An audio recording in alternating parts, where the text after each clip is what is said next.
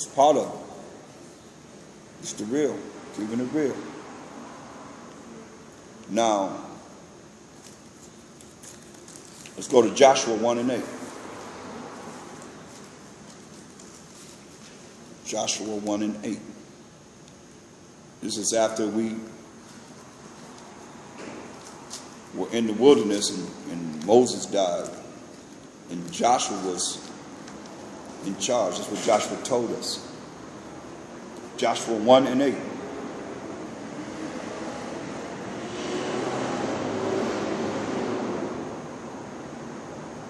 This book of the law shall not depart out of thy mouth, but thou shalt meditate therein day and night, that thou mayest observe to do according to all that is written therein.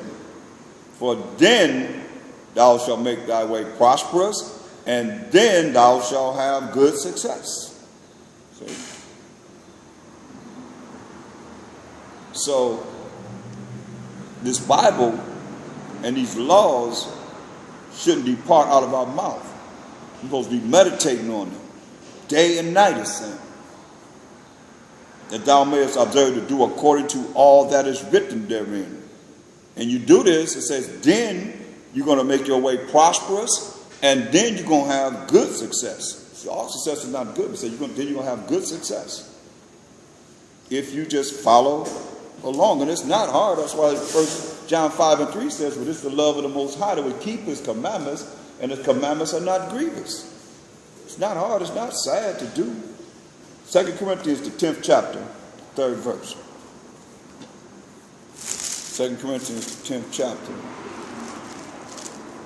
3rd verse.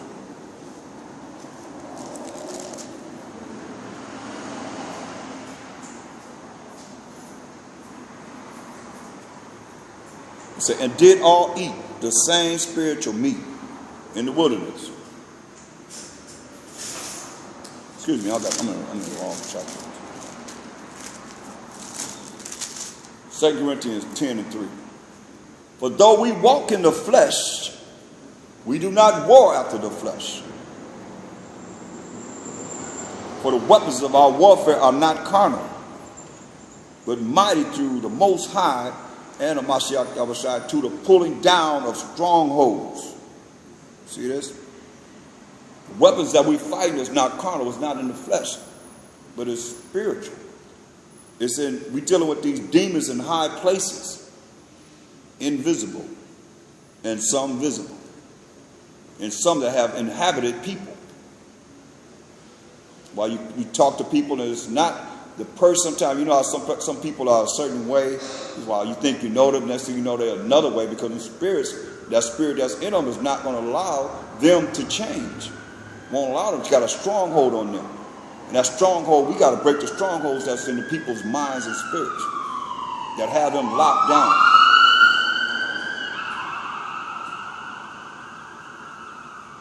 See what verse 5 says?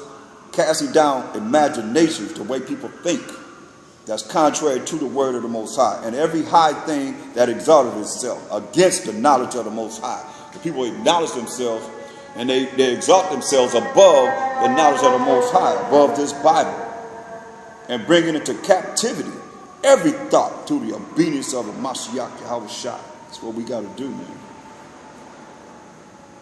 We got to pull down them strongholds. Them strongholds is how people are, they just captivated, even our family members, you know, they just stuck on this world. And the way the world is, that's set up to send you straight to hell. And nobody ever came back and said, oh, please don't come. Please don't come here. Don't let them come here, please. You don't want to come here. You don't want to deal with this fire that never goes out. You know? Man, so many things happening on the Sabbath. Right? People ain't right. It's going to get worse and worse. You hear all the sirens? It's going to get worse and worse, non-stop. Non-stop, man. Because people are disrespecting the Most High's Sabbath. Look. Go to Luke 16th chapter. Let me show you something. We're going to start at verse 19. for what I said. Nobody ever came back and said, don't come to this place. So this is a rich man and Lazarus. Let's read it. Luke 16 and 19. There was a certain rich man which was clothed in purple and fine linen and fared sumptuously every day. You know, he was rich. And there was a certain beggar named Lazarus, which was laid at his gate, full of sores. He had sores all on his body. And desiring to be fed with the crumbs which fell from the rich man's table. Just the crumbs that fell from his table. Moreover, the dogs came and licked his sores. And it came to pass that the beggar died and was carried by the angels. Very key point. When the beggar died, he was carried by the angels into Abraham's bosom. This is a place called Abraham's bosom. The rich man also died and was buried. Say nothing about no angels taking him anywhere. He died, he was buried, right? And in hell, he lifted up his eyes, being in torments, and seeth Abraham afar off, which is called Abraham's bosom, and Lazarus in his bosom. This is called Abraham's bosom. So he's in torment in hell, looking at Abraham's bosom, which is a region. And he cried and said, Father Abraham, have mercy on me, and send Lazarus, that he may dip the tip of his finger in water, and cool my tongue, for I am tormented in this flame. See? Now he's asking Abraham to have Lazarus still in hell, still in torment, still looking down upon Lazarus. Have Lazarus, dip his finger in some water and put it on my tongue to cool me from this torment of this flame. But Abraham said, Son, remember that thou in thy lifetime received thy good things, and likewise Lazarus evil things. But now he is comforted, and thou art tormented. Yeah, remember, rich man, you had everything, and Lazarus just wanted the crumbs that fell from your table. That's all. He just could, I have the crumbs that fallen from your table. You live large and in charge, rich man. Crumbs. I mean, doesn't you know that he didn't even take some of the finest or some of the food that he had to get to him? Just talking about the crumbs that fell from his table. Now you're in hell, gonna still have Lazarus to dip his finger in some water to cool his tongue from the torment that he was suffering. Verse 26. He said, and beside all this, between us and you, there is a great gulf fixed, so that they which would pass from hence to you cannot. He said, from where he was at in torment to the bosom of Abraham, which is a region, there's a big gulf in between that you can't go between the place where he was at in torment, hell, and the bosom of Abraham. Saying, beside all this, between us and you, there is a great gulf fixed, so that they which would pass from hence to you cannot. Neither can they pass to us that would come from thence, from where you're at, in torment. That gulf prevents anyone from going from hell, the condition of torment, or to the bosom of Abraham, from the bosom of Abraham to where they're at in torment. Then he said, listen at this close, this is why I'm here. Then he said, I pray thee therefore, Father, that thou wouldest send him to my father's house. Remember, both of them died. He said, send Lazarus to his father's house, for I have 5 brethren, that he may testify unto them, lest they also come into this place of torment. Say, go tell them, go tell my 5 brothers in my father's house, lest they both come, all of his brothers, his 5 brothers, come to this place of torment. This is what Abraham said. Abraham said unto him, they have Moses and the prophets. Let them hear them. Now, what did Moses bring about? The law. And the prophets prophesied about what's going to happen. Went to Israel, prophesied at that time and the future. He said, they have Moses and the prophets. Let them hear them. Who is speaking? Mashiach Yahushua. So you're going to tell me that he didn't believe in the law? He disannulled the law? He said, they have your brothers that's living on the earth. That's why this ain't no time of the end whenever everybody's cast into the lake of fire or going into the kingdom, because they would not be in his father's house. It'd been a judgment, you see? The judgment would have come, and everybody going to be judged, whether you're righteous or wicked. You either go into the book, your name is written in the book of life, where you're going into everlasting life as an Israelite, or you're going to be cast into the lake of fire. It's very key that you see this. Verse 29, Abraham said unto him, they have Moses and the prophets, let them hear them. And he said, nay, Father Abraham, but if one went unto them from the dead, they will repent. And he said unto him, if they hear not Moses, if they don't hear the laws of the Most High, that's what Moses brought, and the prophets, the prophecies, neither will they be persuaded, though one rose from the dead. And the Mashiach Yahushua rose from the dead, and people still not persuaded. So that's why it is what it is. 2/3 of our people are going to die. 1/3 are going to make it, as it is written. That's the majority of our people. They're not going to come back to the truth. They want to follow the way of this world. The world set up to send them to hell.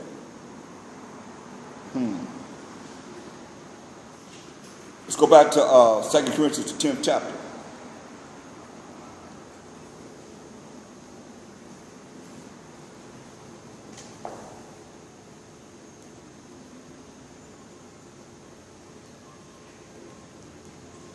Verse 6.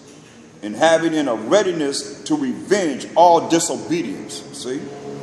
When your obedience is fulfilled. When you obedient, following the laws, you have a readiness to revenge all disobedience. That's why, how you going to revenge all disobedience if you got to settle on how people are wicked and say it's okay? You're not going to be able to do this. You're going to be able to follow what he say do. It's not going to happen. It's not going to happen. You're just not going to do the right thing. But when you are in the spirit of the Most High, following what he says do, you can revenge all disobedience. And you'll be, the readiness to revenge all disobedience is through these scriptures. See, do you look on things after the outward appearance? If any man trust in himself that he is Mashiachim, let him of himself think this again, that as he is Mashiachim, even so are we Mashiachim. See? Because people can look on the outer appearance and think that someone is someone else. Or, you know, a lot of times they make a gesture of who a person is, especially the nationality, by the way they look. Israel is scattered among all nations and more numerous than the stars in the sky and the sand of the sea. So the spirit gonna bear witness with the spirit. So that's why I say when people be trying to say, now they're trying to say certain of the 10 tribes are not Israelites. Shoot, who they think the so-called Negroes? A lot of them ain't no Israelites. But they wicked as ever. You know what I mean? The Negroid tribes. Give me a break, man. Israel wicked in all shapes and forms, man. 2/3 of our people are wicked. Period. You know what I mean? So you talking? Show me where all of them, all your family members coming into the truth. Make that happen. You know what I mean? Brothers just off, man, just haters. They just, I mean, if we scattered among all nations, who are we to, that's why I say you judge by outer appearance. Because they're not Mashiachim. They some man, they belong to some man, they following some man. They're not Mashiachim. You Mashiachim, look what he said, you can't judge by outer appearance. It says, for though I should boast, and the reason why he said, just like their Mashiachim, talk about Peter and all the apostles. Here's Paul is saying to the Corinths, the people that live in Corinth, the land of Corinth, the Corinthians that are the scattered of Israel, he had to put himself with them because he wasn't at one. Remember, he dealt with Peter for 15 days, 2 weeks and a day. That's it. And he dealt with Mashiach Yahushua's brother, James. That's it. He was dealing with the spirit of the Most High through a Mashiach Yahushua. That's why he said, here where it says, if any man trust in himself, in verse 7, that he is Mashiachim, that's Christ of the anointed, let him of himself think this again, that as he is Mashiachim, even so are we Mashiachim. You see? So he's putting himself, that's why he chose one of the scattered, which Paul was, because he wasn't in Jerusalem. You see what I'm saying? He wasn't raised and born and raised in Jerusalem, so he's one of the scattered himself of Israelites. That's why he can go to all these different ones. He was a bold brother. He stood strong for what he believed and not believing in Bahashama, Mashiach Yahweh, the name of the Lord and Savior. So the Most High chose a bold brother to go and reach out to the scattered of Israel, which he was. That's why he said, we are Mashiachim too. Just like they're Mashiachim, we're Mashiachim too. For though I should boast somewhat more of our authority, which the Most High have given us for edification and not for your destruction, I should not be ashamed, that I may not seem as if I would terrify you by letters. See, he want to terrify him by letters. He said, for his letters, say they, are weighty and powerful. That's what a lot of people don't understand Paul's writings. Say, because they weighty and powerful. But his bodily presence is weak, and his speech contemptible. His body presence, it looks weak. He was looking like a weak man. But his deliverance in these letters was bold. And that's why he didn't tell him, man, I'm not writing this for your destruction. But he said they were weighty, meaning because they were real deep. He was a real deep brother. So let such an one think this, that such, verse 11, as we are in word by letters when we are absent, because he had to send letters, just like right now. That's why I say it's such a blessing to know we have people all over the world that could be on a conference call from everywhere. From Jamaica, London, Switzerland, all these different people, and that's outside of the United States. I'm talking about the people in the United States. I'm talking about people that's outside the United States. Africa, even on Facebook, talking to people all over the world where they have to write letters, man. That's why when Hamashiach say we're going to do the things he done or even greater, we're doing it right now. But we don't think about those little things, so we too dumbed down to realize that's simple. But it's normal to you. But it's not normal when you read in these scriptures, when you see that they sent letters. These are letters that he had to send to the Corinthians. You see what I'm saying? And they got together and, read them to the people. It says, his bodily presence is weak, and his speech contemptible. Let such an one think this, that such as we are in word by letters when we are absent, such will we be also in deed when we are present. So he said the same things that I'm giving you, I'm going to be the same way when you see me. I'm not going to change. From what you're hearing in these letters, when you see me, I will be the same way. For we dare not make ourselves, mark this down, for we dare not make ourselves for we dare not make ourselves of the number, or compare ourselves with some that commend themselves. But they measure themselves by themselves, and comparing themselves among themselves are not wise. So he's saying we don't dare make ourselves one of the number. That's why when you read Ezra, the 7th chapter, Ezra is saying we was wicked, yet paradise is promised to us. But we did this wicked act, and we did this wicked act. Even though he didn't do it, he still was involved with those that done it. He didn't make himself one of the number. Because you can't make yourself one of the number. How do you know what the judgment is going to be? How do you know what's going to happen tomorrow, the next day? You don't know. Look at all the brothers that's been in this truth, that's been great teachers. You know what I mean? Great men. They're not even dealing with this, period. But they could have made themselves one of the number. It seemed like to those that would be under them listening and learning that more than certain they would be one of the number. But at this time in 2015, they're not dealing.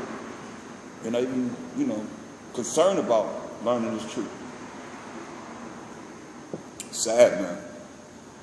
That's why I say, verse 12, for we dare not make ourselves of the number, or compare ourselves with some that commend themselves. But they measure themselves by themselves. See, they measure themselves by themselves. That's pride. Thinking they all that. And comparing themselves among themselves are not wise.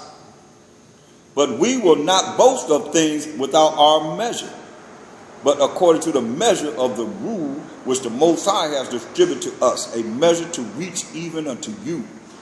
I mean, whatever measure the Most High gave them to reach unto the people to see, okay, this is needed. That's needed. That's why you go through these different passages, these letters that Paul wrote to the Israelites that were scattered. They call them the foreigners, the dispersed, diaspora, all these different ones that they're called by the names of the lands that they lived in. But they're Israelites. That's why you go to the beginning of the chapters, you'll see to the saints, our God, or our power. Who's the power of who? Abraham, Isaac, and Jacob. And Jacob is the forefather of the 12 tribes of Israel. It'll say the elect, beloved, yeah, see? So all these things, you say he loved Jacob. That's it. So, I mean, there's many ways that you can break this down so that nobody can gainsay on it. Just like James 1:1 says, to the 12 tribes of Israel. Can a Gentile say it's to them? No. No way. In Peter 1:1, it says to the elect. And those are the Israelites. Period. Now let's look at Galatians 5:19. Galatians 5:19.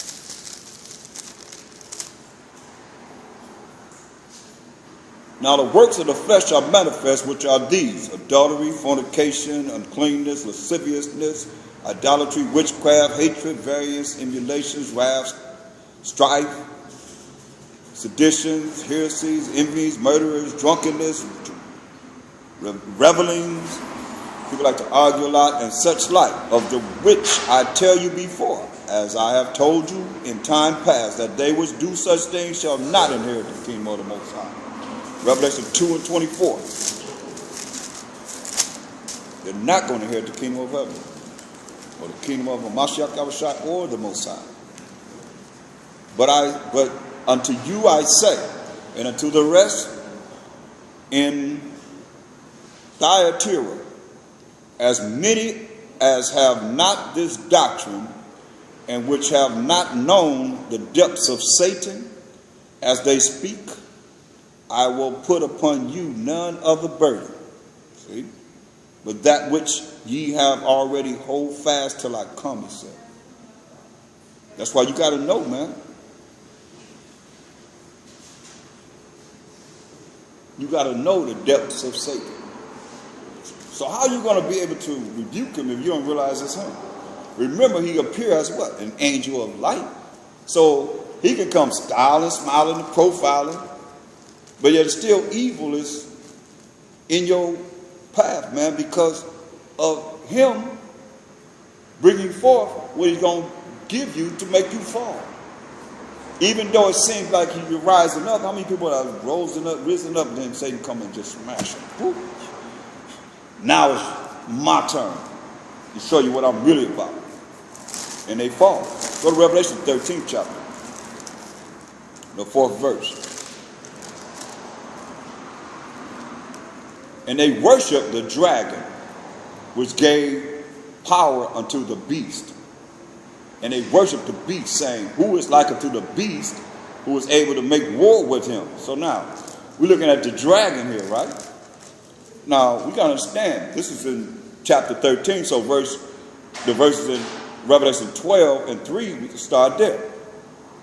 And there appeared another wonder in heaven, and behold, a great red dragon. So the dragon is red, having 7 heads and 10 horns, and 7 crowns upon his heads. Now, the 7 heads are the 7 leading empires of the Edomite nation: the Greeks, the Romans, the Spanish, the French, the Germans, the Russian, the British. This is how they came in a consecutive order: the Greeks, the Romans, the Spanish, the French, the Greeks, the Romans, the Spanish, the French, the Germans, the Russians, the British. Then you had America coming in, which is the beast. And the 10 horns are the 10 common markets, or the European community. Now that we know that the dragon is red, you go to verse 9, it says, and the great dragon So that dragon is red, was cast out. That old serpent, so the serpent is considered the dragon. The dragon is considered the serpent, called the devil. Okay, so the dragon is the devil and Satan, who we just read about, who tempted the Mashiach Yahushua when he fasted for 40 days and 40 nights. So these are names that the devil and Satan are called. The serpent and the dragon.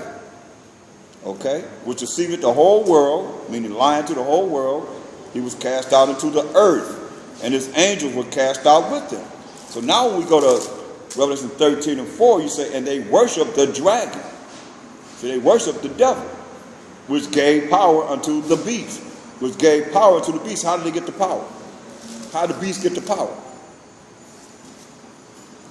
I'm asking the question. How did the beast get the power? Well, worshiping him? Not following, by what? By worshiping him and not following after Most High. Conversation mode is on. Everyone can now be heard. Worshiping Satan? Right. Anybody on a conference call? How did the beast get his power? How did the dragon, they say, and they worship the dragon, which gave power unto the beast. And they worship the beast. How did the dragon, which is red, which is the devil and Satan and all of them, gave power unto the beast? And they worship the beast, saying, who is like unto the beast, who was able to make war with him? So how did the beast get his power?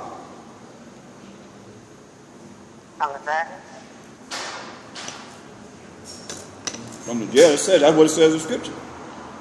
But how did the beast get his power from the dragon? The Most High gave all the power. No, I'm just saying, how did this is all in what I've been going over. And I spent a lot of time going over it. So how did the beast get his power from the dragon?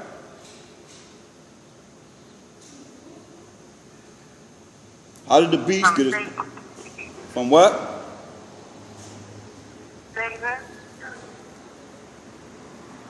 Say again?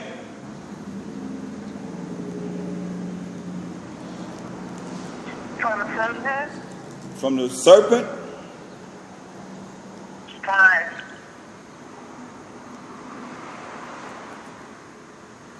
Yeah, that's why I say, listen, you already said it. You already said it, right? You said it. That's why I turned the conference call to ask them in the spirit, how did the beast get his power from the dragon? And none of them said it. You know what I mean? That's why I listen to honor and responsibility. They might have heard you, I don't know. But let's go back. Because we just went over this, right? And we went over it in Matthew the 4th chapter and Luke the 4th chapter. And I went over it a few times. You see that, right? I didn't go over it once, I went over it twice. At least twice, 2 times. That's why it's very important to look at what the scripture says, then we just repeat what it says. Let's go to Matthew 4 and verse 8 and 9. I know I went over this a few times. It says, again, the devil, who is the dragon, who is Satan, who is the serpent, that we just found out in Revelation 12th chapter, the 3rd verse and the 9th verse. It says, again, the devil taketh him up into an exceeding high mountain and showeth him all the kingdoms of the world and the glory of them. He showed him all the kingdoms of the world, including this kingdom that we're in now, this beast that we're in now, and said unto him, all these things will I give thee, if thou wilt fall down and worship me. If you will fall down and worship me. He said, this is how you get your power. Hear what he said? All these things will I give thee, if thou wilt fall down and worship me. Same thing, and go to Luke the 4th chapter. That's why I went there. This is spiritual. That's why y'all gotta see this, because it's very important And I said, all these kingdoms, from the time he showed them, have bowed down and worshiped Satan to get their power. Because he said, all this what I give you, you worship, and you bow down and worship me. That's when the Mashiach Yahushua said in verse 10, then the Mashiach Yahushua, then said the Mashiach Yahushua unto him, get thee hence, Satan, for it is written, thou shalt worship the Most High thy power, and him only shalt thou serve. That was the reply that he gave to him. And we spent a lot of time on this. Let's look at Luke, the 4th chapter, and the 5th verse. And the devil, taking him up into an high mountain, showed unto him all the kingdoms of the world at a moment of time. So he took him up to a high mountain and showed him all the kingdoms in a moment of time. And the devil said unto him, all this power, see, will I give thee, and the glory of them, for that is delivered unto me. That's when I took you to Daniel 4:17, to show you the Most High ruleth in the kingdom of men and set up over it the basis of men. Y'all recall that? So it says, all this power will I give thee, and the glory of them, of these kingdoms, and the power that's within these kingdoms, for that is delivered unto me, and to whomsoever I will I give it. If, this is a condition, if thou therefore wilt worship me, all shall be thine. There it is right there. Same thing. So now, coming back to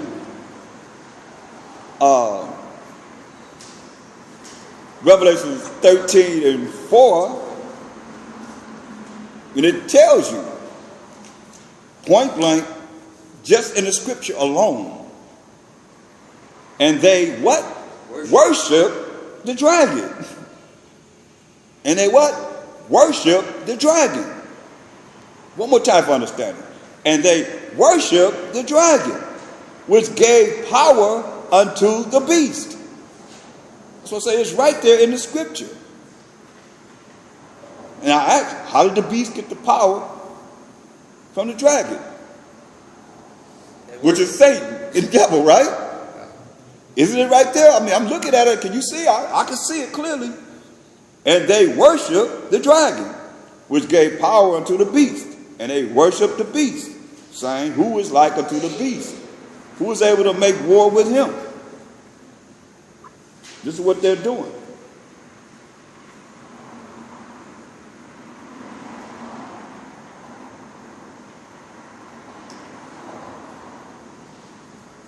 They worship the beast, who in turn is worshiping Satan.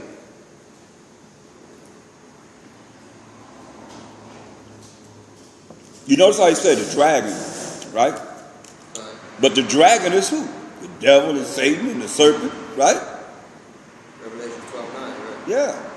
Those are all names that you got to remember when you see how. That's why I say by the time I get to Revelation, there's so many precepts that you go look at to be able to get to understand. That's why he didn't say they worship Satan, did he? He didn't say they worship Satan. He said, but he did say they worship Satan. He's saying they worship the dragon. Because the dragon is Satan, the dragon is the devil, the dragon is the serpent. Different names.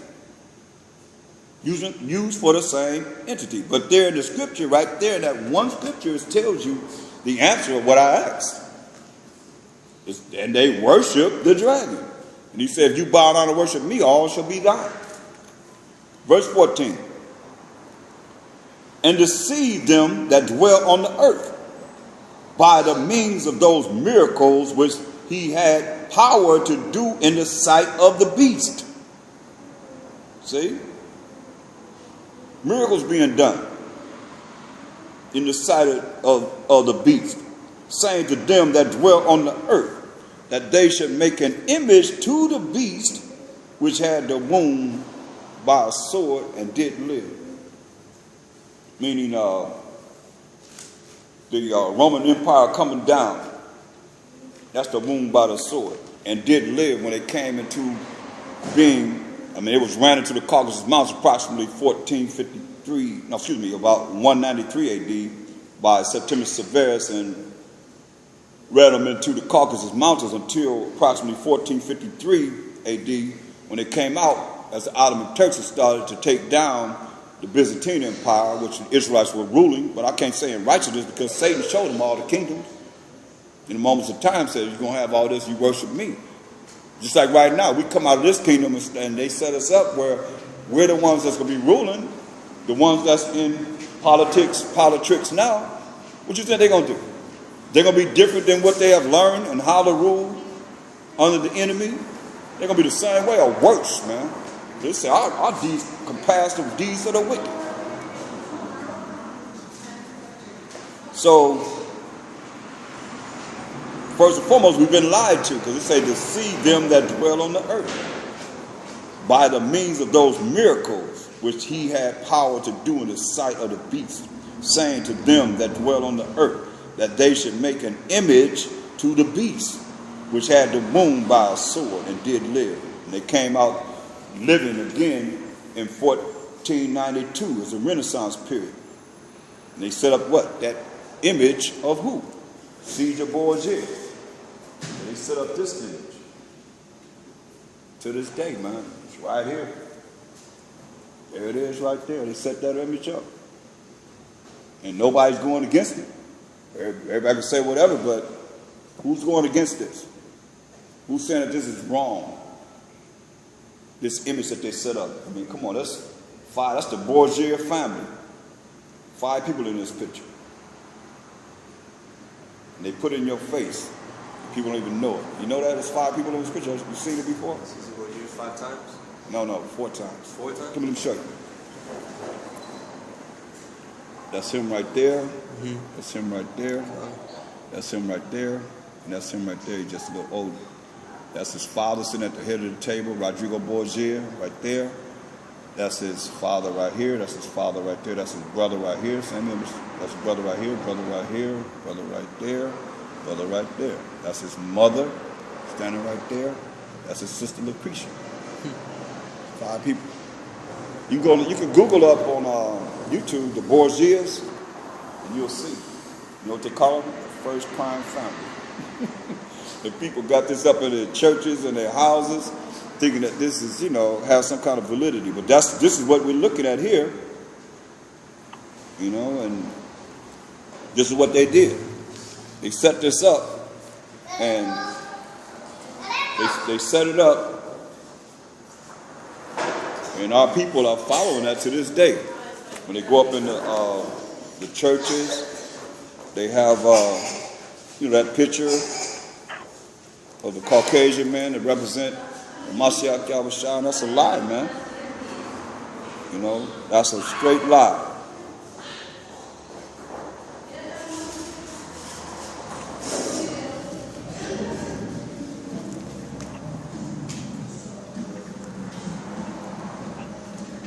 Let's look at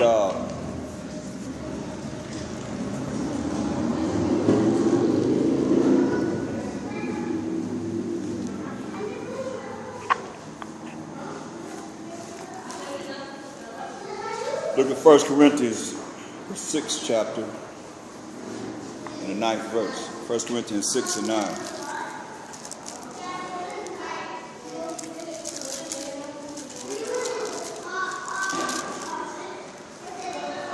1 Corinthians 6 and 9. Know ye not that the unrighteous shall not inherit the kingdom of the Most High? So how you be unrighteous? You be unrighteous by doing what? Not following the Most High's laws, statutes, commandments. Following the deeds of the flesh. That's how you be unrighteous. And say the unrighteous shall not inherit the kingdom of the Most High. Be not deceived, neither fornicators. He said it over and over again in different places. You hear him, he repeat himself. The Most High speak once, yea, twice. Say neither fornicators, nor idolaters, nor adulterers, nor effeminate. That's men that's act like women. Effeminate, nor abusers of themselves with mankind. That's a man with a man. Nor thieves, nor covetous, nor drunkards, nor revelers, nor extortioners shall inherit the kingdom of the Most High. That's it right there. 1 John 4 and 5. 1 John 4 and 5.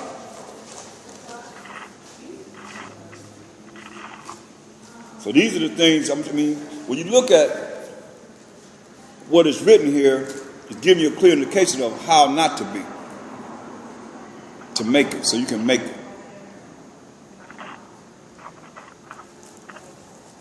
1 John 4 and 5. They are of the world, therefore speak they of the world. The world heareth them. Let's look at verse 4. I love this. Ye are of the Most High, little children, and have overcome them, because greater is he that is in you than he that is in the world. Because who's in the world? The world is dealing with the ways of Shaitan. Because he said, hey, all you got to do is bow down and worship me, all shall be thine. So the people that's ruling have bowed down to Shaitan, and the people that's under them will follow whatever they say just to have sometimes just a certain type of lifestyle. To be just like them. Sad to say, but that's what they're dealing with.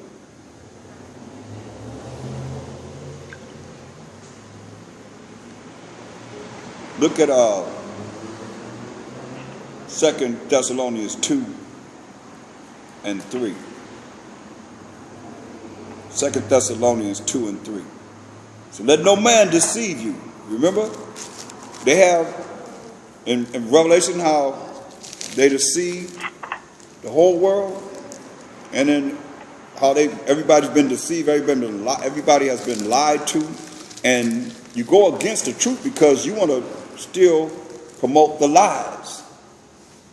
Remember Revelation 13:14, and deceiveth them that dwell on the earth by the means of those miracles which he have power to do in the sight of the beast. So these are the things that's happening. That's why you're looking at 2 Thessalonians 2 and 3. It says, let no man deceive you by any means, for that day shall not come except there come a falling away first, and that man of sin be revealed. It's a man of sin be revealed. So the man of sin is the beast, who is a so-called white race, or the Edomite nation. He got to be revealed. And he's being revealed because who's the fact that tell you that you don't have to follow the law, statutes, commandments? That's pushing it hard. They are. Because they know the condition of when it's in of this world that we're in now, what's going to happen? What's in store for them? In the Zondervan Compact Bible Dictionary, it says Edom is the only neighbor of the Israelites that's not giving any promise of mercy from the Most High. That's what they know. Just because you don't know don't make it true. Not true. So that man of sin is being revealed. It's going to give you clear indication who it's talking about. The son of perdition, the son of hell. Say, who opposes and exalted himself above all that is called the Most High, or that's called the Mashiach Yahushua, or that is worship. Come on, got to bring you out again. Gonna tell me that this ain't them? Who is it if it's not them?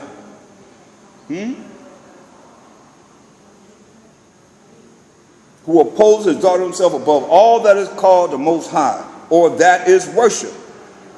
So that he, as the Most High, as the Mashiach Yahushua, sitteth in the temple of the Most High, showing himself that he is the Most High, that he is the Mashiach Yahushua.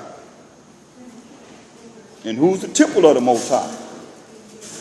He's sitting in the temple of the Most High.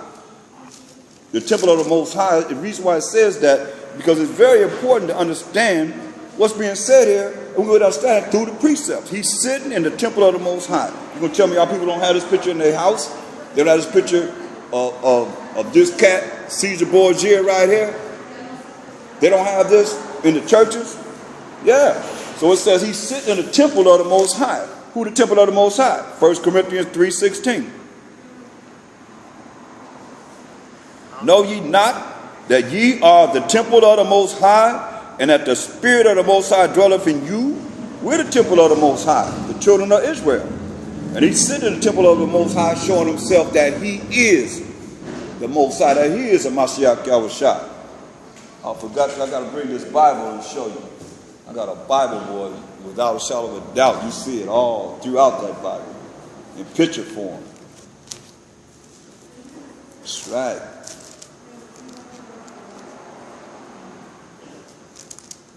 Go to James 4:4.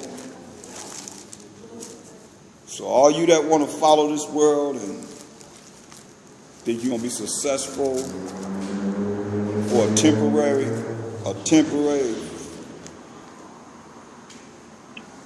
enjoyment, this is what it says, James 4:4. Ye adulterers and adulteresses, know ye not that the friendship of the world is enmity with the Most High? Enmity means you at war with the Most High. Whosoever therefore will be a friend of the world is the enemy of the Most High. You're going to be a friend of this world, you're going to be the enemy of the Most High. Look at John 17:9.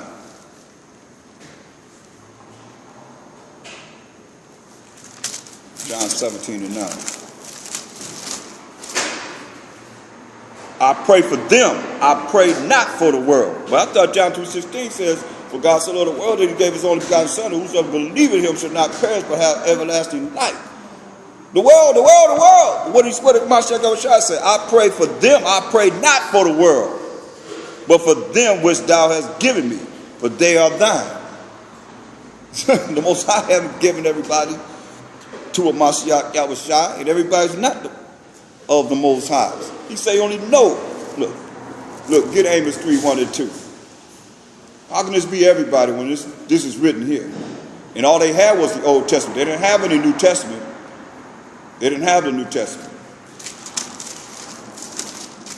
Amos 3:1-2. Amos the 3rd chapter, 1st verse. Hear this word that the Most High has spoken against you, O children of Israel, against the whole family which I brought up from the land of Egypt, saying. So all 12 tribes came out of the Egyptian captivity. All 12 tribes. What did he say? You only have I known of all the families of the earth. Therefore I will punish you for all your iniquities. See? He said you only know Israel. You only have I known of all the families of the earth. So you only know us, the children of Israel. Joel 2:27. And ye shall know that I am in the midst of Israel, and that I am the Most High, while Mashiach Yahushua, your power, and none else. Come on. You can't get no clearer than that. You can't get no clearer than that. And you shall know that I am in the midst of Israel, and I am the Most High, your power, and none else. And my people shall never be ashamed. Can't get no clearer than that. Here go John 3:16 right here, in verse 32. This John 3:16 right here. And it shall come to pass that whosoever shall call on the name of the Lord, or call on Hashem Mashiach Yahushua, shall be delivered. In the New Testament it says save, which is delivered. For in Mount Zion and in Jerusalem shall be deliverance, as the Most High hath said. And in the remnant whom the Most High shall call. That's what John 3:16, that's what two Israelite men of Judah are quoting from. From Joel 2:32. There you go, whosoever shall call on Hashem Mashiach Yahushua shall be delivered. For in Mount Zion, did the Most High give us a clear indication that Zion represents a land, and Zion also represents who? Israel. You know how to prove it? Isaiah 51:16. Okay, there you go. Isaiah 51:16. And I have put my words in thy mouth, and I have covered thee in the shadow of mine hand, that I may plant the heavens and lay the foundations of the earth, and say unto Zion, thou art my people. See? So when you see Zion, you can be talking about the land or you can be talking about the people. But we know that he said, and could you press *6 on the conference call?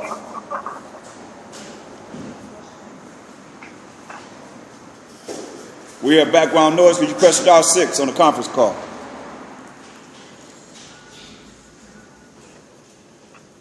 Joel 2:32, it says, and it shall come to pass that whosoever shall call on the name of Mashiach Yahushua the Most High, I'll say the Most High, shall be delivered or saved. For in Mount Zion and in Jerusalem shall be deliverance.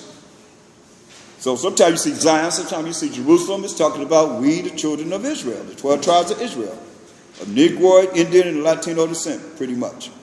Scattered from North, Central, and South America and the Caribbean islands and throughout all the lands of the world. For in Mount Zion and in Jerusalem shall be deliverance, as the Most High have said. And in the remnant, that's the 1/3 of the 12 tribes of Israel, whom the Most High shall call. So he's the one that's calling people as the remnant. You see? To Mashiach Yahushua. That's why that goes right along with Acts 2 and 21.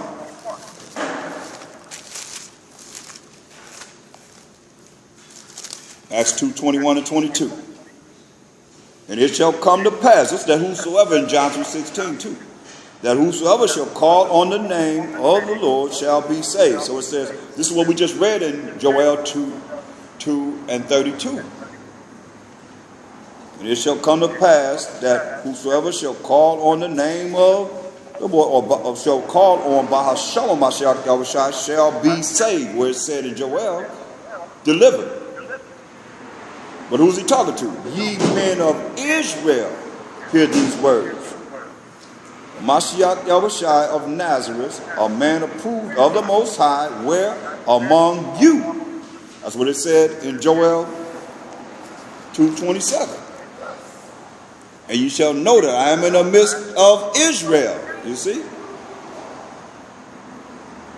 And that I am the Most High, your power, and none else. And my people shall never be ashamed. So now you see here, so you already know that's there. You're supposed to already, like I know it's there. Now I'm showing you that it's there. So now when they said, when he comes back in Acts 2 and 22, it says, ye men of Israel, hear these words. Mashiach Yahushua of Nazareth, a man approved of the Most High among you by miracles and wonders. Not amongst everyone, and signs, which the Most High did by him, where? In the midst of you, as ye yourselves also know. See? So, to be a friend of this world, you at war with the Most High. And you are an enemy of the Most High. You become an enemy of the Most High because why? You're not going to do what he say do. The friends of this world, the world don't teach of the Most High's laws, his rules and regulations. Proverbs 29 and 27. Proverbs 29 and 27.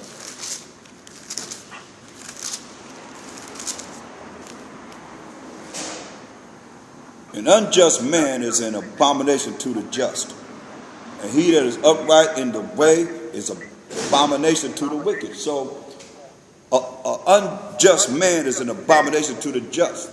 We look at them, because they're not, what's an abomination? Not following the laws, statute, commandments of the Most High, but following other standards of wickedness and accepting it. That's an abomination, wicked acts. And a wicked act is determined by the acts that you do that's contrary to the way the Most High said we should be operating. He gave us moral laws, civil laws, dietary laws, and ceremonial laws. See, an unjust man is an abomination to the just. And he that is upright in the way is an abomination to the wicked. So as we go out and bring forth the truth, as the prophets and the apostles and the Mashiach Yahushua, they were like an abomination to the ones that were unjust. That's why they put them to death.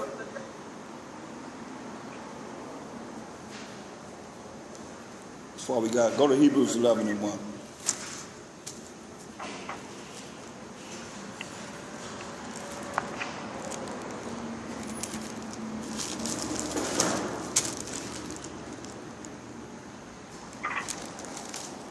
Hebrews 11 and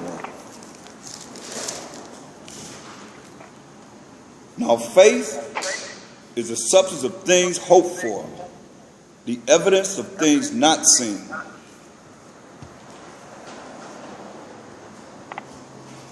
Q&A mode is on. Participants may now unmute themselves. Presentation mode is on. Only organizers can be heard. Now faith is the substance of things hoped for, the evidence of things not seen. So faith is something that you hope for, you desire, but it's not, you can't see it. You can't really see it. It's not tangible for you to see. It's something that you desire that's going to happen in the future. Verse 6. But without faith it is impossible to please him. For he that cometh to the Most High must believe that he is, and that he is a rewarder of them that diligently seek him. By faith Noah, being warned of the Most High of things not seen as yet, because Noah didn't see it rain. Nobody has seen it rain before. That's evidence of things that he was told that would happen, that he had to believe in. Moved with fear, prepared an ark to the saving of his house, Shem, Ham, and Japheth and their wives, by the which he condemned the world and became heir of the righteousness which is by faith. See? Because he believed. Even though it had never rained, he believed it was going to rain, and when it rained, it came down. And he drowned everybody except for Shem, Ham, and Japheth and Noah and their wives. Go to Colossians 3 and 1.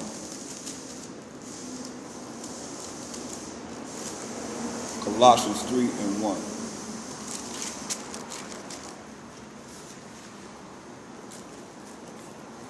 If ye be risen with the Mashiach Yahushua, seek those things which are above, where Mashiach Yahushua sitteth on the right hand of the Most High. This is where he's at, on the right hand of the Most High. That's why when David said in Psalms 110 and 1, prophesied of this,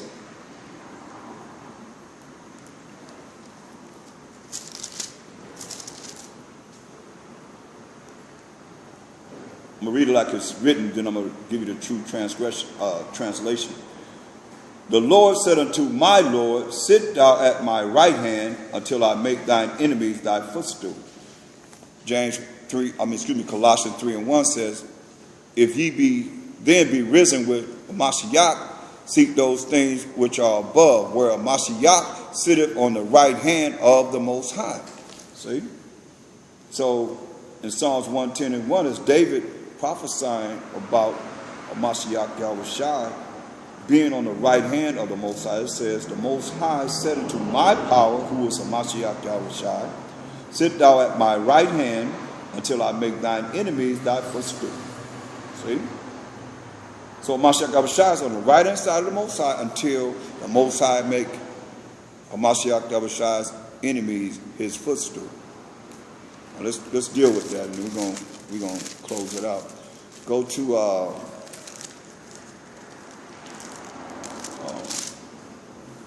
1 Corinthians 15. 1 Corinthians 15 and 24.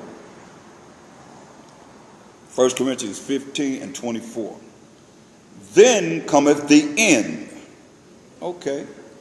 Then cometh the end. You know what? Let's find out. Second Ezra 6 and 9.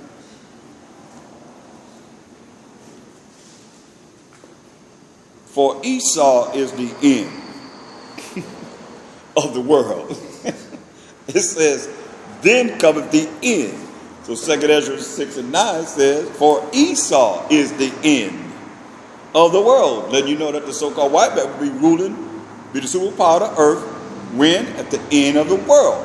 And Jacob, who is the forefather of the 12 tribes of Israel, is the beginning of it that followeth. So let's look at this. 1 Corinthians 15, 24. Then cometh the end of Esau's world. when he shall have delivered up the kingdom to the Most High, even the Father,